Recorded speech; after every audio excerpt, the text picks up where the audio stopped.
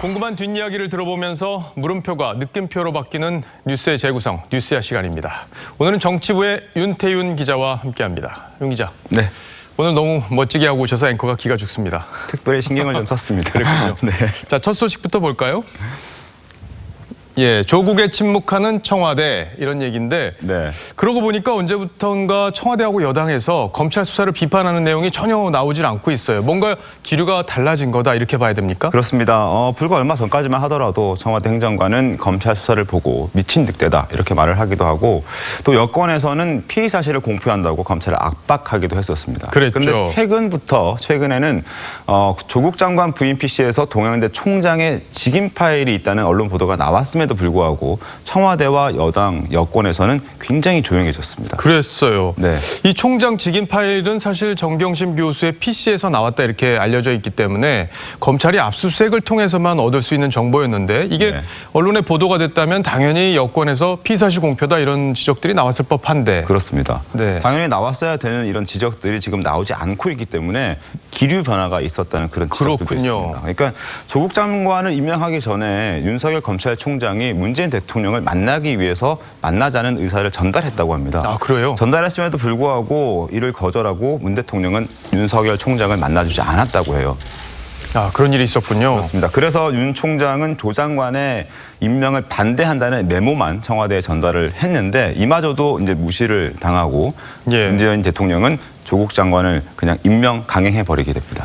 임명을 강행할 때까지만 해도 대통령이 조 장관을 확실하게 지켜주는 거 아니냐 이런 기류였는데 지금 바뀌었다는 거죠. 그렇습니다. 당시만 하더라도 대통령이 조 장관을 지키는 모양새였는데 최근 이제 한 지난주부터 조 장관 혐의가 굉장히 무거워서 현 정권에 심각한 타격을 줄 수 있다. 이러한 정보가 검찰발로 청와대에 보고가 됐다고 합니다. 그러니까 금융용어로 치면은 손절해야 한다, 잘라버려야 된다 이런 이야기거든요. 예. 그러니까 그런 고민들이 아마 청와대도 꽤 컸을 것 같고 그래서 그 고민들을 이제 청와대도 검찰 수사의 내용을 보고를 받고 그리고 깜짝 놀란 것으로 전해지고 있습니다. 결국에는 검찰 수사 내용을 보고를 받아보니 네. 이게 상황이 심각하구나. 네. 청와대가 더 이상 조국 장관을 보호하기는 쉽지 않겠구나. 그럼 검찰 수사에 맡겨야겠구나. 이런 흐름으로 간다는 걸로 봐야겠네요. 그렇습니다. 그렇기 때문에 지금 청와대와 여권이 조용해졌다. 예. 이렇게 보면 될 것 같습니다. 그럼 조국 장관에 대한 직접 수사. 아까 검찰 기자도 얘기를 했지만 네. 피의자 신분으로 지금 검찰은 특정을 하고 있는 거고 그렇기 네. 때문에 수사가 불가피하다 이렇게 봐야겠네요. 그렇습니다. 검찰발 보고가 이루어진 후에는 이제 검찰의 수사도 속도를 내고 있는데요.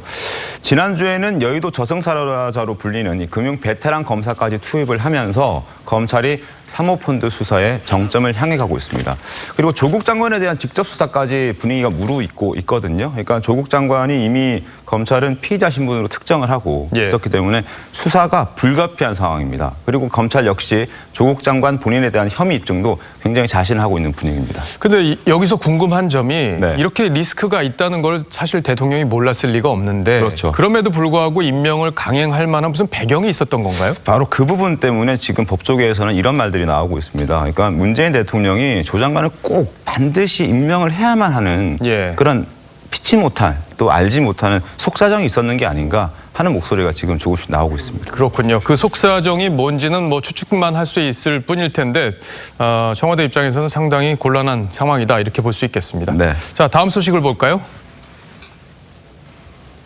고정불변 호남 30대 왜 이런 제목인데 지금 대통령 지지율 얘기인 것 같습니다. 호남하고 사실 30대 여긴 요지부동인 것 같아요. 지지율이 흔들리질 않습니다. 네, 그래프 보면서 설명드리겠습니다. 예.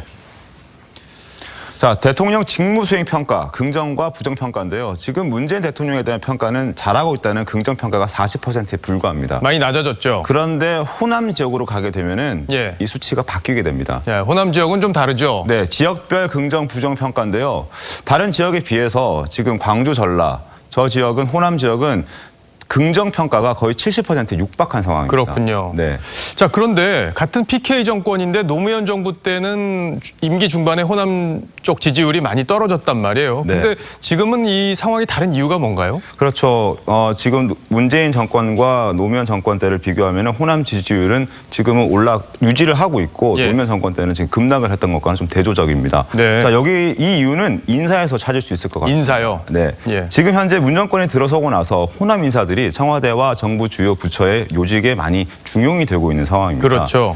자, 그런 것도 있고 또 이에 더불어서 영광 출신인 이낙연 총리에 대한 기대감도 일정 부분 반영이 된 것 같습니다. 그렇게 볼 수 있겠네요. 네. 조금 더 잘했으면 좋겠다. 그런데 지지를 거두기는 어려운 상황이다. 이렇게 볼 수 있겠는데 네. 자, 호남은 그렇고 40대는 부정평가가 아까 보셨지만 좀 늘었는데 네. 30대는 그대로인 것 같아요. 30대가 유독 문재인 정부에 대해서 지지율이 유지되는 이유가 있습니까? 자, 이제 30대는 81년생 이후 출생자들, 그러니까 예. 학번으로 치면은 00학번 이후에 이제 학생들인데요.